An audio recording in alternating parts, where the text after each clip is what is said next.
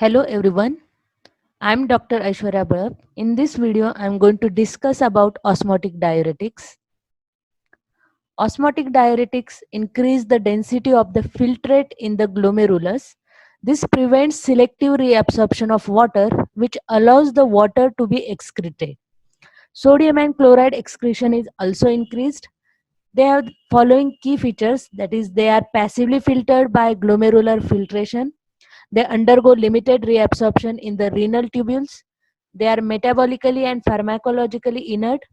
They have a high degree of water solubility, and examples are mannitol, theophylline, sorbitol, isosorbide.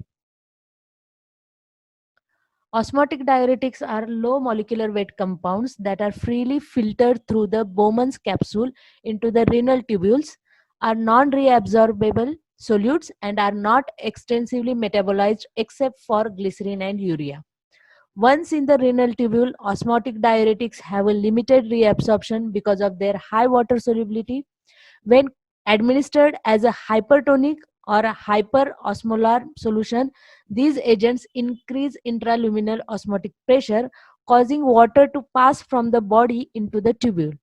Since the osmotic agent and associated water are not reabsorbed from the nephron, a diuretic effect is observed. So, due to increase into the osmotic pressure, due to presence of these osmotic agents, the water and these osmotic agents are not reabsorbed into the nephron, and due to that, it shows the diuretic effect. Osmotic diuretics increase the volume of urine and the excretion of water and almost all of the electrolytes. These are the few examples: mannitol, sorbitol, isosorbide.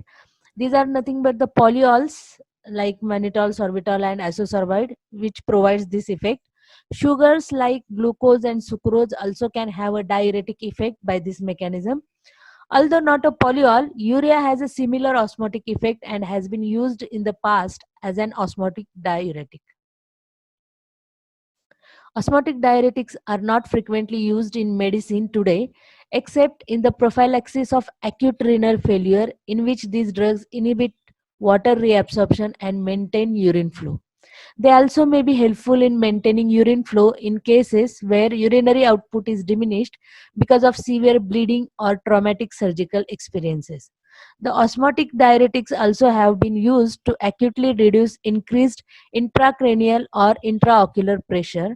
They are not considered to be primary diuretic agents in treating ordinary edemas because osmotic diuretics can expand extracellular fluid volume. So, as a potent diuretic, the use of these osmotic diuretics is very less.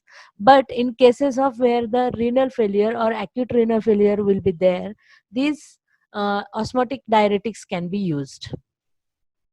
Alteration of blood sodium levels can be seen, and these drugs should not be used in anuric or unresponsive patients. If cranial bleeding is present, mannitol or urea should not be used.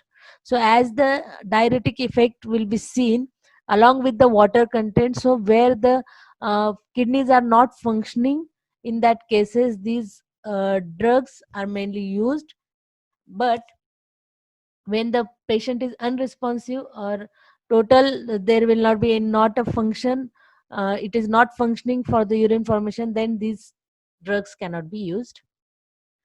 So this is the one of the example, mannitol. The structure is here. The prototypic osmotic diuretic is mannitol. Dextromannitol is a water soluble lipid insoluble hexahydroxy alcohol. It does not diffuse GIT or renal tubule epithelium. Mannitol should be given by the intravenous route. Mannitol enters renal luminal fluid only by glomerular filtration. It is high, or its high luminal fluid concentration creates an osmotic effect that may prevent the reabsorption of up to 28% of the filtered load of water. Mannitol may be employed prophylactically to avoid acute renal failure or the reduction of CSF volume, that is cerebrospinal fluid, and pressure. Because solutions of mannitol may expand the extracellular fluid volume, they should not be used in patients with severe renal disease or cardiac decompensation. Mannitol is the agent most commonly used as an osmotic diuretic. It can be prepared by the electrolytic reduction of glucose or sucrose.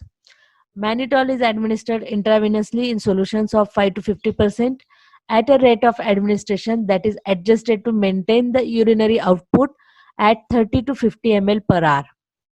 Mannitol is filtered at the glomerulus and is poorly reabsorbed by the kidney tubule.